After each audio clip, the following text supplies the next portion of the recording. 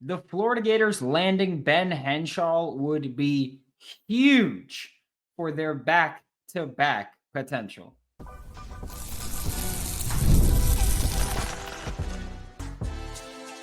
You are Locked On Gators, your daily podcast on the Florida Gators.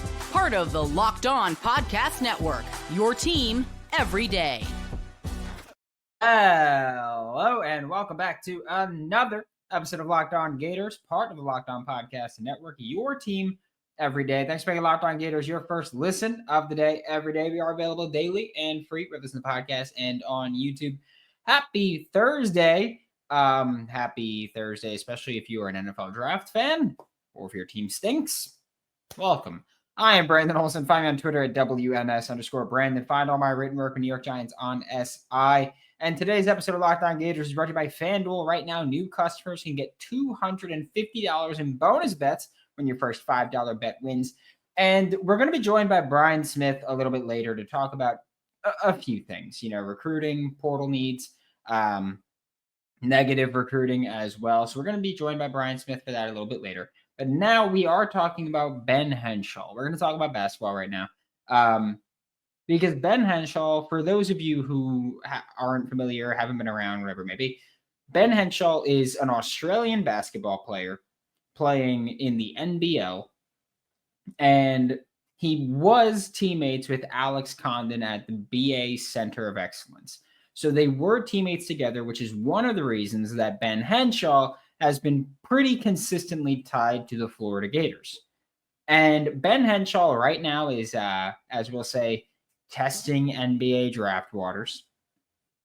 And the expectation, and this is a public expectation, this is not me saying anything about internal, none of that, but the expectation publicly is that if Ben Henshall does not go to the NBA draft, which I think right now he's projected to be a second-round pick, that can change. And I also don't know, hey, you're going to be a first-round pick. Is that enough to bring him to Gainesville? I don't know. But the expectation is that if he doesn't go to the NBA draft, the Florida Gators are thought of as the front runner, right? Which they should be. Not just because of Alex Condon. It's not just because they were teammates. It is, you can come to the national championship team, the national championship winners, be a pretty decent part of the offense in an offense that is up-tempo and focused on perimeter scoring. That sounds like heaven for a guy like Ben Henshall. Okay, and Ben Henshall with the NBL, he was with Perth, but and for those, NBL is their professional basketball league in Australia. Casey Prather is still playing there, but Ben Henshall is, or was, not a big part of the offense at all. He had like the 5th most shot attempts on the team. He wasn't a huge focal point of the offense. Okay, he was pretty efficient with his looks, but he wasn't a huge part of the offense. And I do think that would be one of the big selling points if he comes to Gainesville, is that it's like, hey, you can be a bigger part of the offense, but also you're not going to be the offense, which I think is perfectly fine. Especially when you have a guy like Xavier Lee, you can say, hey, you can have this great passing guard with you, penetrating and then looking to drive and dish. You can benefit from those open looks. And that, I think, is a fantastic selling point for a guy like Ben Henshall. I think that Henshall can still improve as a passer. I don't think he's bad. He was more of a role player with Perth than the focal point of the offense. Like I said, he had the 5th most field goal attempts on the team. I think it was 3rd most 3-point attempts on the team. So he was more of a guy where he's part of the offense. He's not the offense. He's not the focal point, but he's got his role, right? You're going to get your secondary touches and you're going to try to figure things out, create whatever it may be, because he's a pretty good handler. But I think that his role just wasn't for him to distribute and facilitate. His role was to keep the offense going when the ball came to him. Be a 3-and-D player if he could. And I think that part of the NBA allure is that he does have the potential to do more. Again, I think he was pretty efficient on his looks. You watch him play and you see a guy that can catch fire from three. You see a guy that has great range from three. And you see someone who wasn't part of the offense or wasn't a bigger part of the offense, but not because he couldn't be. They had, I think his name is Bryce Cotton, like 30 points a game. Like he was just going off. Like you were just on a team with a great ball dominant guard and other scorers around. So I don't think that Ben Henshall wasn't part of the offense or wasn't a bigger part of the offense because he couldn't be a bigger part of the offense. It just wasn't what called for him. And I think that that's an important distinction to make. Like I think that he can pass. He can get a little bit better at it, but it also depends on what his role is. Like he can pass. I mean, he can create his own shot and show that he can do that consistently, but he wasn't asked to do it consistently. And as far as playing defense goes, I think that it's an interesting situation for the Florida Gators, right? Let's say you do get Ben Henshall. And let's say at the time of recording this, Florida has not landed a commitment from A.J. Brown at this time. But let's say you do. Then you've got Xavier Lee, A.J. Brown, Ben Henshall, Alex Condon is someone that I think will come back. I've said that before. Ruben Chinyelu is someone that I think will come back. Thomas Houck is someone that has not declared for the draft at all yet, let alone, again, at the time of recording this, let alone declare for the draft and then come back. Like he hasn't even done the first part of it. So I think that you're looking at a team where you say, okay, well, you're going to be part of an offense. You don't need to be a focal part of the offense, but that I just named 6 guys, right? So we're talking about, well, is Thomas Houck going to be that bench 4 again that plays starter minutes? Maybe, but either way, you're going to see a time where Thomas Houck is the 4, where Xavier Lee would be a guard or one of the guards. A.J. Brown would be one of the guards if he commits to Florida. Ben Henshall would be one of the guards if he comes to Florida. Or wing, I guess he'd be like the Will Richard role, but you're looking at someone that, or someone that fits into a team that wants to have multi-positional defenders, which I think Ben Henshall could be. He's listed as 6'5". He looks like he's got pretty long arms, even for his height. And so I think, okay, well, you can guard the 1 through 3, probably the 4 if it's in a switching situation, but you're looking at someone that really helps elevate the team. And I think if you get the addition of Ben Henshall and A.J. Brown, who like they have the on-3 predictions for, we're just waiting for, basically at this point, from what we've been told, it should happen. We're just waiting for that actual announcement to come. But you're looking at someone that really helps elevate your team, raise your floor and raise your ceiling, and just make you a better overall program that's more competitive or going to be competitive again than I think many people anticipated when they saw how many people were leaving this team. But I think Ben Henshall would be a huge part of this team if he were to join the Florida Gators for this 2025-2026 season. We are going to be joined by Brian Smith in just a second when we get back with Locked On Gators. The NBA playoffs are here, and FanDuel is giving new customers an incredible way to get in on the action. Right now, when you join FanDuel and place your first $5 bet, you'll get $250 in bonus bets if your bet wins. And look, I love FanDuel. I have not been shy about this at all. I am a complete and absolute degenerate. I have been making money on stolen base parlays, which has been awesome. I love it. Pete Crow Armstrong, you kind of screwed me over the other day, but it's okay. It's okay. He hit a home run when I needed him to get on base and get a steal. But it's fine. It's fine. It's fine. I forgive you. Don't miss out at FanDuel.com and claim your $250 in bonus bets today. Been a while since I've been on a show with you, but good to have you back. But I believe that Florida's going to make a run like everybody else. It goes in trends. It's weird. Portal ends Friday. For those that don't know, Florida's only lost one guy that's a Scot, at least off the top of our heads we were talking about before the show, Gregory Smith III. Do you foresee the Gators going after any particular position or positions? And if so, what are they? They were in talks with defensive lineman Joshua Horton from Miami before he went to Georgia. They were supposed to set up a visit, but He went on that visit to Georgia, and as many transfer portal players do, committed while on that visit with Georgia. So that's, and even then, that was, just adding some depth to the defensive line.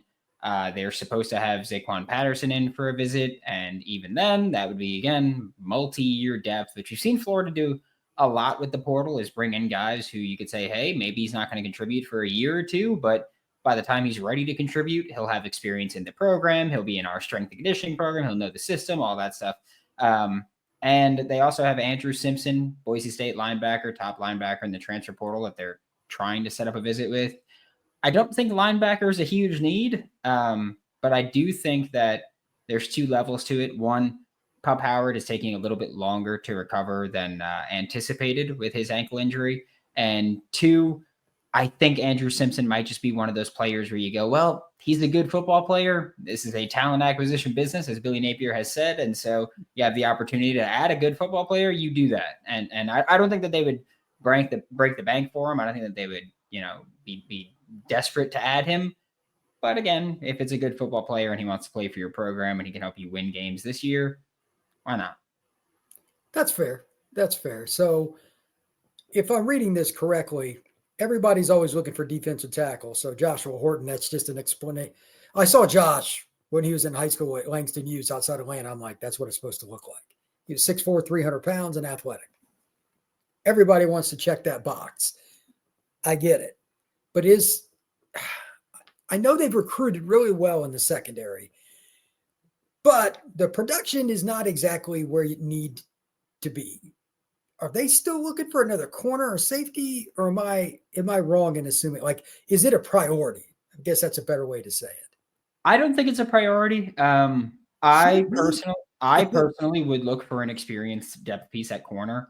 I don't think safety, you're going to get someone that's going to contribute this year. That's how I look at it, at least. It's just Florida and Billy Napier have said before, we like to bring in positions where you can kind of pick up the playbook quickly and learn and get into it. Like receiver is something that they've done consistently in the spring portal, is they've added a receiver who can learn. They're not going to this year, but they've added a receiver who can pick up the offense, learn, and come in.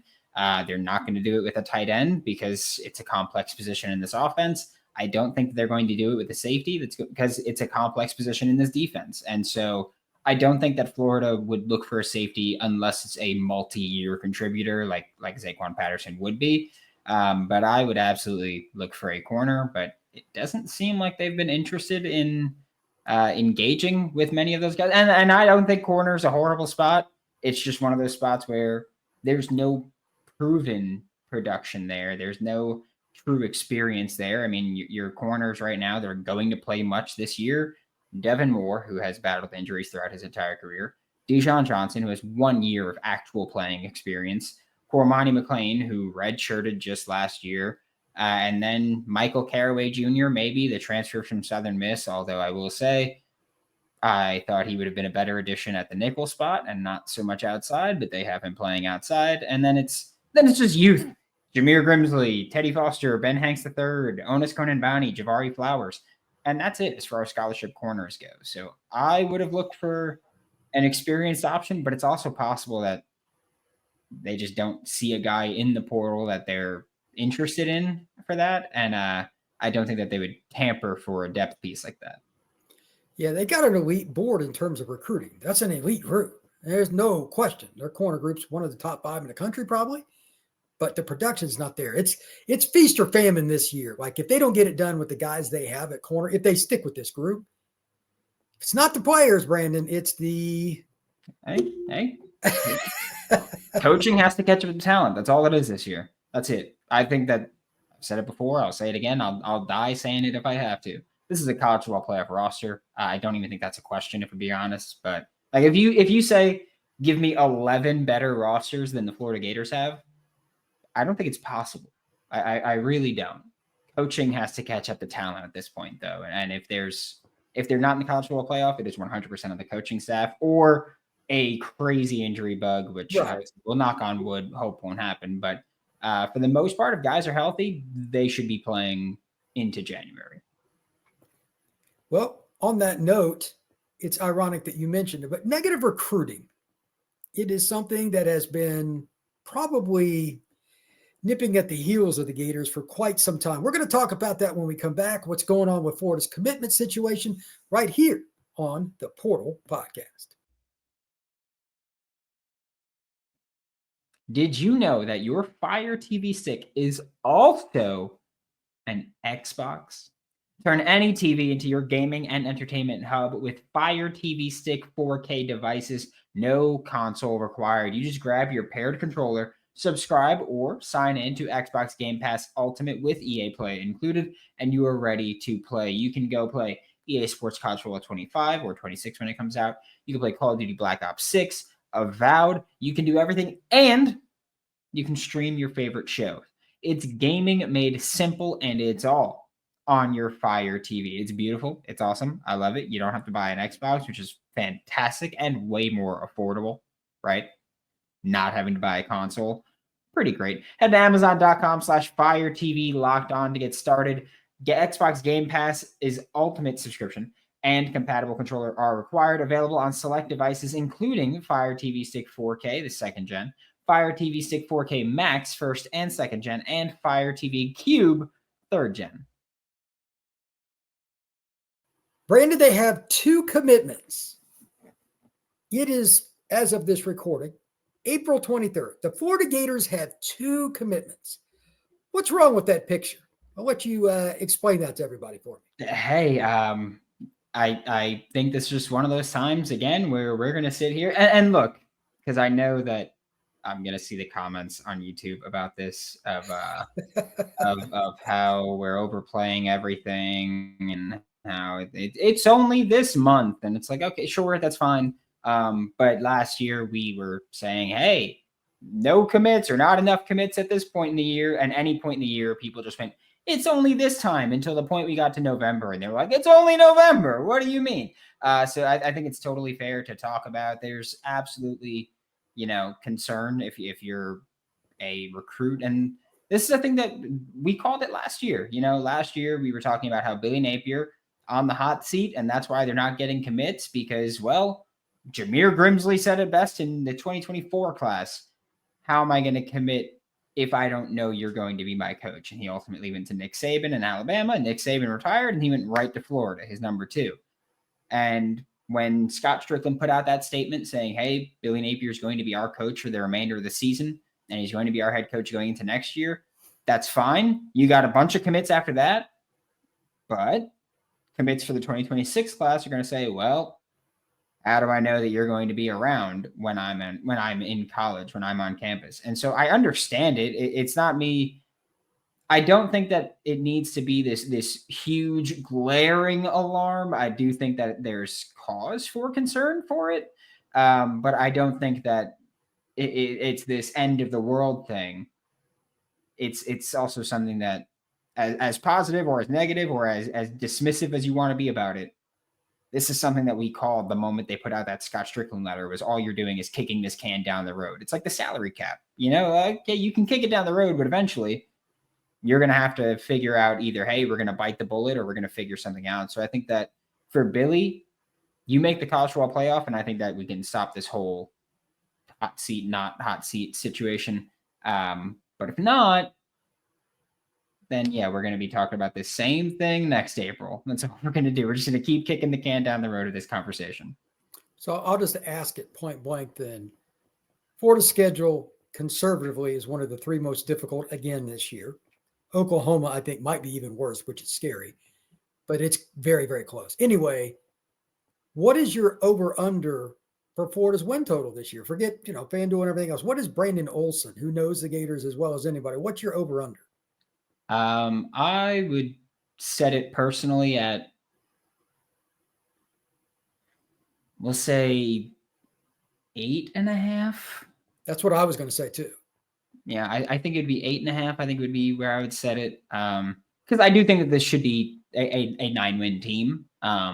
Maybe a drop a game you're not expecting to, or something like that. But yeah, I'd set it at 8.5. I think with this team, this schedule, I do think that you get not a breather, but having LIU to start and then USF to start, Nice. It helps. Yeah. Nice to not be like, hey, well, 2 of our first 3 games are against ranked teams. It's nice to not have that happen to start the year, maybe find a rhythm. And they finished strong last year. And I'm not saying to do the same thing, but I do think that with how they ended the season, I think there were few teams as hot as the Florida Gators. It's just that at the start of the season, it was just ice cold. There were no teams colder than the Florida Gators. But when they ended it, I think that every team other than, Ohio State, Notre Dame, those teams that actually went to the college football playoff and made runs, I don't think there was a single team higher than the Florida Gators.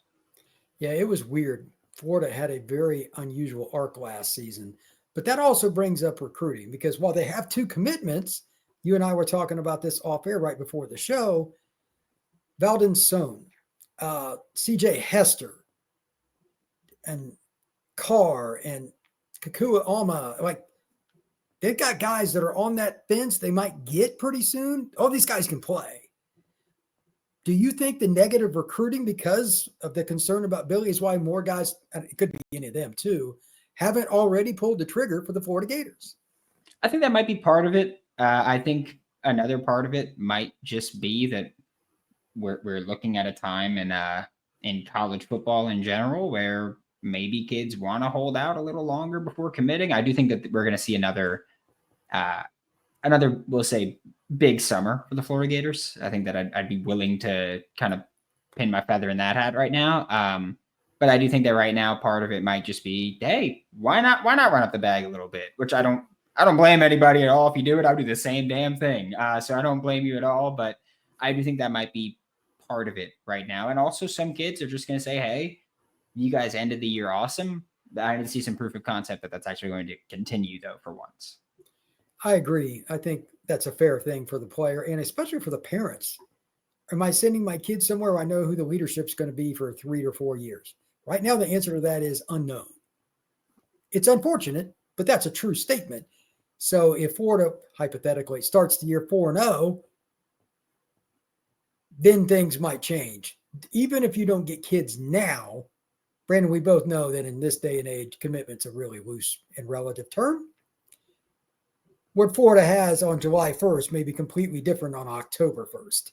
So that 3-month span, you'll have the start of the season, some feeling out, a few more unofficial and official visits.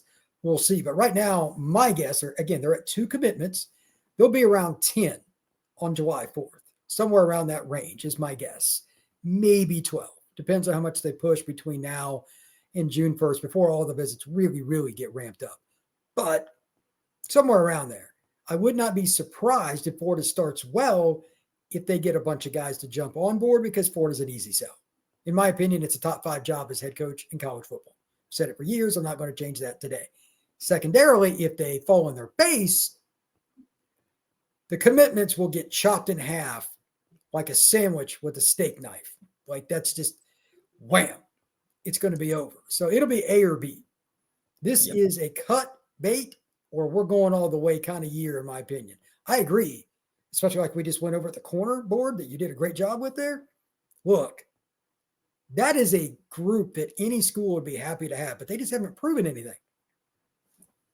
It's just true. Yeah. So the bottom line is this. They got to put up or shut up this year, which their schedule is not going to make it very easy, but you're going to find out because if they win against that schedule, they will gain so much credibility. That's the thing. Like, here's your chance, man.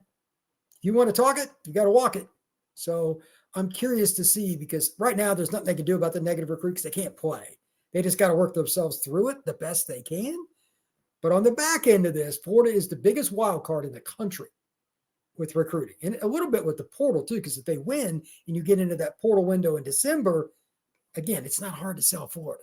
So Gator fans, just try to be patient because one way or the other, it's going to work out. Either Billy's going to be gone or they're going to win. I think that's the prediction I have for late November, early December.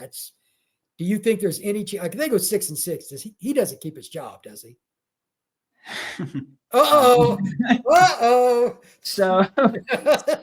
So we did this last year. We did this last year of saying, well, either Billy's going to win a lot of games or Billy's going to get fired. And then that didn't happen.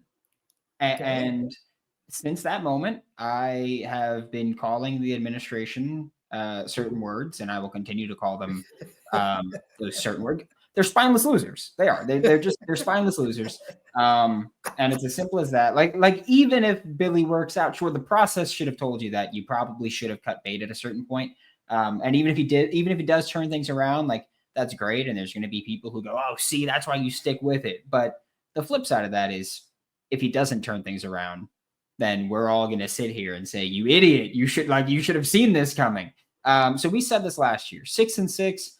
I don't know if he keeps his job, mostly because I don't think like a spineless loser. And so when I see 6-6, if they go 6-6, which I don't think they will, but if they do go 6-6, I would say fire him immediately. Once you hit 6 losses, he should be gone. I don't care what the record is. Once you hit 6 losses, he should be gone.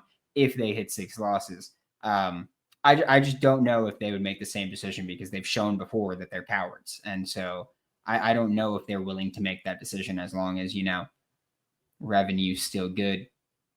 I can't speak on what they will do, but I can tell you that if he were to go 6-6, his ass would be looking for a new job if I had any say in it.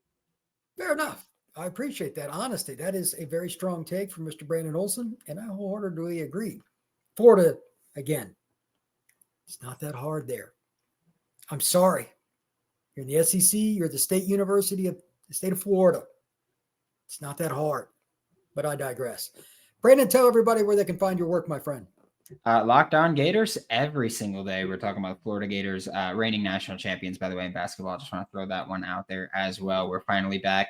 Last time we did it in basketball, we did it in football right after. So who's to say? I'm just going to say history repeats itself, right? The past is the best indicator of the future. I think that's a saying.